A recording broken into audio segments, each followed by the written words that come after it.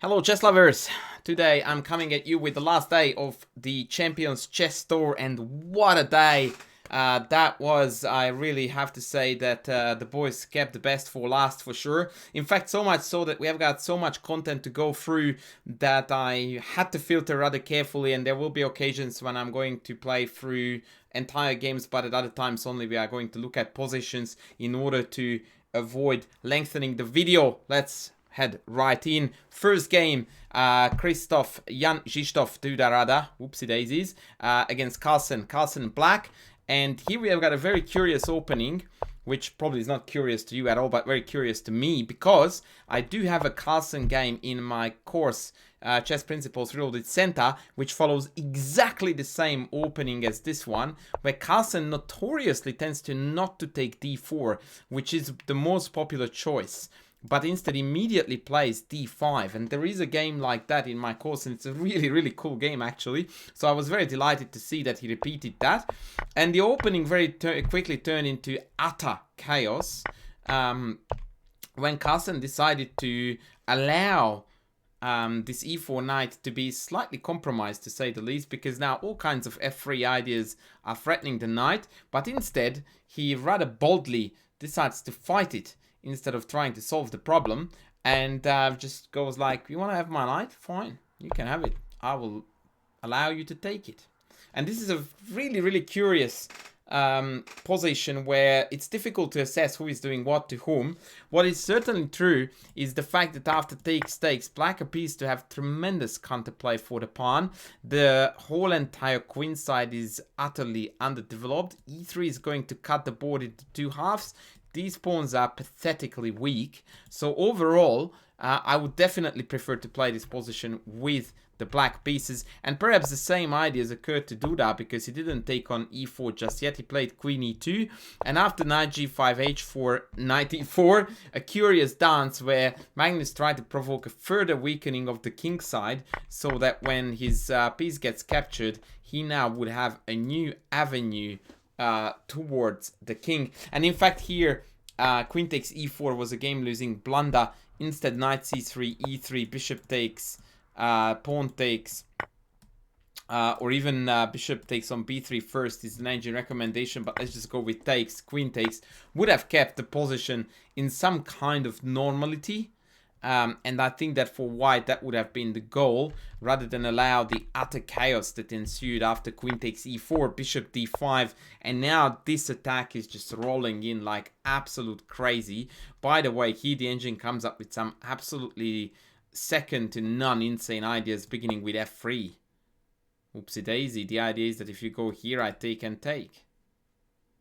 And if they take this, then we have got bishop d5, and now the rook penetrates, and there are all kinds of filthy mate attacks there. It's very difficult to calculate, even in normal time control, let alone in 15-15. And so a lot of the times you find that when the players find that there is a variation that is a guaranteed win, they don't tend to look for better options because it's just purely impractical. And bishop d5 seems like it is definitely doing the damage.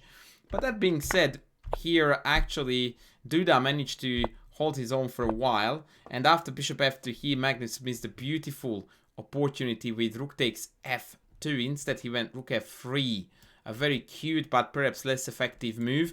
The idea after rook takes is actually a positional sacrifice. There is no forced mate here. It's just black is just casually bringing all the boys to the party, and eventually wants to take h4 and come down to h1. But even here there are very long variations, which I don't want to bore you with.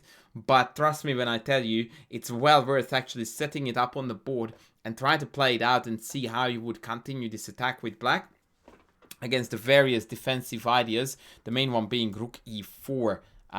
By the way, but Magnus went rook f3, which is really awesome as an idea. The concept, and sacking a piece on an empty square is almost always an awesome joy. The concept is that after knight takes queen h3, we have a mate threat here, and knight h3 is not playable because of the sideways pin. However, there is a little bit of a fly in the ointment here, which both players overlooked, by the way, and that is that after bishop g3, There is no mate on h1, and in fact there is no point in giving the check on h1. And after queen takes g3, now it appears that after knight d2, rook f8, and again rook e4, or maybe even rook e2 actually, holds the fort. Wow. And the idea is that if we take on f3, then in the end, white is going to have this pesky check, and in fact even black has to look out not to lose the game as a result of the weak back rank. So yeah, and of course on top of that, rook takes g2 is now a very effective defensive measure. So Duda could have actually held it, but he believed in Magnus's, I wouldn't call this move a bluff, because I don't think it was one. I think it was a miscalculation, but Duda completely bought it, and he took with the queen, hoping to eliminate all attacking chances. But the problem was that actually what he got was the exact opposite, because the remaining black pieces are going to be extremely well coordinated to conduct the final phase of this attack. Knight h2 was forced, bishop h6. Now the bishop is coming from here, and also is denying rook e3, so that's great. Rook e4, rook f8. Now the threat is rook takes f2. Like I said, materially speaking, white is ahead, but the black army is so beautifully coordinated, and the attack is so fluidly flowing towards an unstoppable end. Look at that. Rook f2. Oopsie, wrong button. Awesome mistake by me. Once again, look at that. Rook f2 takes. Oh, wrong button again. Never done that before. One more time. Rook f2 takes, and after rook g1 we just pull back to h3, and various issues for black. Main one, white, sorry. Main one being queen d3, hassling the rook, hitting d3. Yeah. Also, we may be able to, depending on what the rook does, come down from here to here. Duda went back to e2. Which would allow several things, but a5 is definitely the prettiest among them. And if the knight accepts the sacrifice, then we take is a really awesome motive. Instead, he took on g2 and allowed a4, and again everything just dropped off, and in the end these two pawns are going to prove to be triumphant. Not to mention the fact, by the way, that the king is really exposed. So I will spare you from the rest. It was a very easy mop-up from here on out, and Magnus went on to win. This was a really loaded game with a lot of tactics, a lot of potential variations. I think if you want to practice attacking skills, calculating skills, this is an absolutely marvelous middle game to analyze. Start somewhere here and just start figuring out variations, either by playing it out on a board against a training partner, or even just analyzing it in your head. I think there is a lot to be gained from this game. Alright, so after this, however, the tide turned. Starting with this game where Magnus was playing white, and he was up all the way with the white pieces, and that would have sealed the deal. But unfortunately for him, in the time trouble, he made a horrendous mistake. So what happened here, I will go back a little bit. He pinned this rook. So the story is quite clear, right? So black has a knight for 3 connected pass pawns. Because of this is an endgame scenario, the 3 pass pawns are quite promising. And in fact, they have a very solid chance to be the decisive element. The only problem on the flip side is that the white king is very exposed and indeed vulnerable. And here Magnus became a little bit careless, sensing that this pin was plenty enough for him to just start moving the pawns up and up. And he, I think, underestimated Duda's counter chances. King f6, he went for the check, I suppose, to gain some time. Knight f5, a5, and knight g7. Now this clever maneuver allows now white, even black, to move the queen away without losing e6. And Magnus, I think, was not quite paying attention to the fine details. And also, Duda was a little bit worse off in the time department, as you can see, than Magnus. So perhaps he wanted to keep the pressure on. And instead of playing something sensible like b4, he actually went a6, which I think is literally the only losing move if you discount hanging queens and mates. A really unfortunate choice, because now comes queen a7 threatening mate. And equally importantly, when I tried to defend it with rook e2, then comes queen takes a6, picking off the pawn, and now there is a pin on the white rook. And lo and behold, black is winning. And so Magnus had no choice but to trade the queens with the check on b7, but unfortunately that meant that the b7 pawn is now folding, and with that this endgame turns on its head, and it's an easy victory for black, and indeed Duda managed to convert. Now this must have absolutely 100% thrown Magnus, because like I said, the world champ was up until like move 40, all the way from get-go, just all the way, clearly up. At certain points winning for the majority of the games, just clearly ahead, and he knew that. And he lost that game, and then on top of that came this game, which I will show you from the beginning. The so-called rapport defense. No, I'm joking. It's not the rapport defense, but rapport played nothing but this throughout the whole tournament, with notable success, by the way. And so now it's Duda who is throwing the goods at Magnus.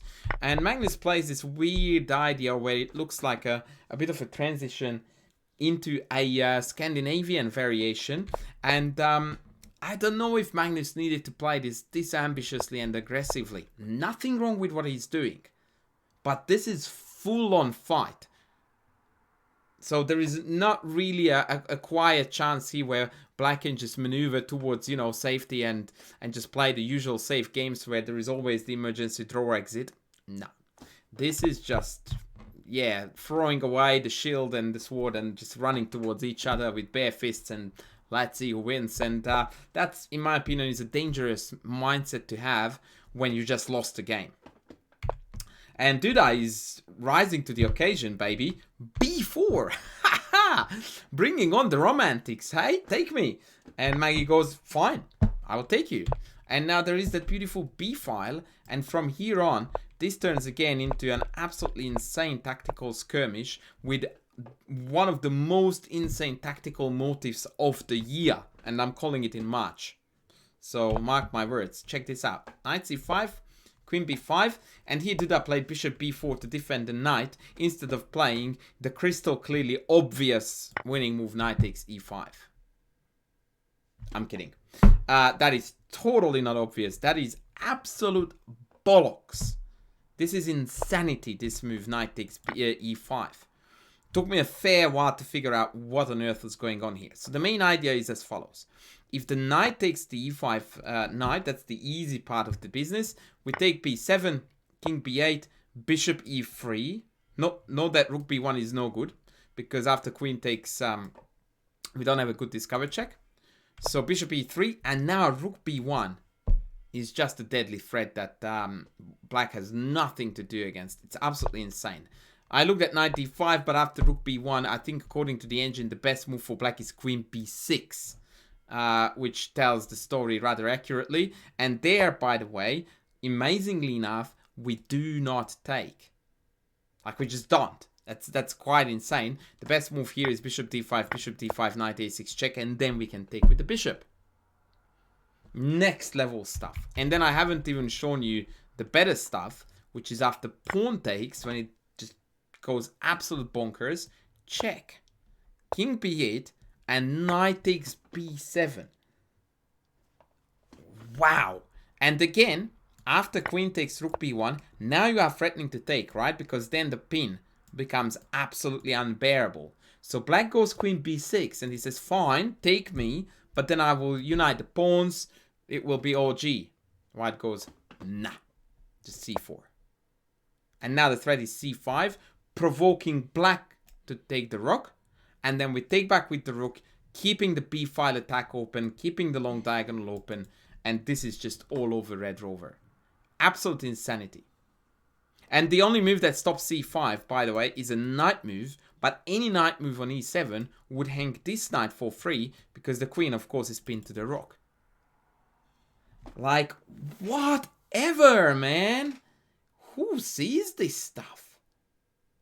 And the engine's main line continues to be fully irrational, with bishop takes c4, eliminating the pawn, and then eliminating the bishop, but still c5, remaining the main theme. And apparently after queen takes, rook takes, king c8, although black is up in material, the pieces again are very poorly coordinated, just like in the first game. And after queen f7, white is going to be proving triumphant on the light squares. Just insanity. I don't want to again go any deeper into this, because the deeper I go, the more refined. And yeah, at one point we just have to go like, yep, white is winning. Now, if you analyze this game with the engine, you are going to find a bajillion double question marks, which I don't think is fair. Because although here he plays bishop b4, which is not really great, and after knight f5 actually gets the upper hand, Magnus instead airs with knight b4, another double question mark. But from here on out, as far as I can tell, Duda actually did not drop the ball. And the engine actually disliked a number of his moves, but overall the same motif was played with this knight clearing the diagonal, the check coming from here, the knight check picking off an exchange, and now there is again just too much going on for black to be able to handle it. And yeah, here for example, this is apparently a double question mark, but black is just dead lost. Like, what do you do, man? Like, this is hanging, this is hanging, this is hanging, this is hanging. What do you want us to do? And apparently knight d4 is best here, but like anyone would even look at that move with a human brain, which virtually hangs 1 and 2 pieces for free. And he's still losing, by the way. So anyway, I don't want to waste too much breath on this. Duda just converted easily. And with that, the score became quite pressing. Then the next win by Magnus was a game that was very dry, and I didn't really want to worry about that game too much, because the last one was yet another insanely awesome treat in the French of all openings. And if you think that chess coach has forgotten the name of certain openings because clearly this is the Caro-Can, nah, just work with me. Ta-da! Mainline French. Told you so. And in this Mainline French, Magnus played this to perfection. Mwah, divine stuff. F6. It's all about white trying to retain an insanely large central pawn and a very cramped black position behind it, versus black trying to prove that this is an overextension, the white arm is underdeveloped, and black is hoping to break out and explode the position as soon as possible. A5 to deny b4, knight g3, queen b6, putting more pressure here, more pressure here. The usual shebang. By the way, one of the main motifs here, just to show you something, is that after take, black can take this, take, and now retake is not possible because of queen f2 mate. I just played that rook g1 lemon to play a pass so that I can model for you what kind of explosions are already lurking in the position from black's point of view. So Duda plays bishop d3, which is a very questionable move, and Maggie immediately strikes with cd4, and he would now do exactly what I showed you, but Duda goes, no, I want to mate you, bro. And here again, Magnus just responds with exceptional cool and calm, and he goes like, yeah, whatever. Nah. Note that obviously taking on g5 would allow all kinds of filthy shenanigans with the Greek gift, with take, and then rook check, and then queen check, and then pawn g6. And that is a very common theme actually in Puzzle Rush. g6 right away is good too. And then check, and then check, and then mate. Let's not get into this now, because this is definitely silly stuff by black. What did Maggie do? h6. It goes like, whatever. I'm not opening up this. I'm not opening up this. I'm not opening up this. You can take e6. And here comes again the most awesome response, which, by the way, by the engine's measure, is only the second best move. And that is knight e5. And in my book, this is definitely the way to play, because what it does is it says, have my exchange. Instead, I'm going to free up all my pieces, all the diagonals, all the files, have the two bishops, an exchange down, but I am dictating the tempo of the game. And boy, Magnus does just that with absolute authority. Check this out. Bishop g4, no castling to you, senor. No castling this way anyway because of the check, and now the king is stuck in the middle. And boy, Magnus shows no mercy. The queen g6 is really bad. It's trying to cut off this and attack this as well, but now the attack is just unfolding with brutal force. Queen b2 hanging a1, rook b1 allowing the check.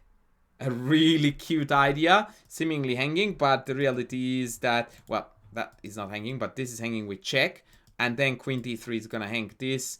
c3 is also on. It's just utterly unplayable. So he went king f1, allowing queen d2, and only then taking on e8.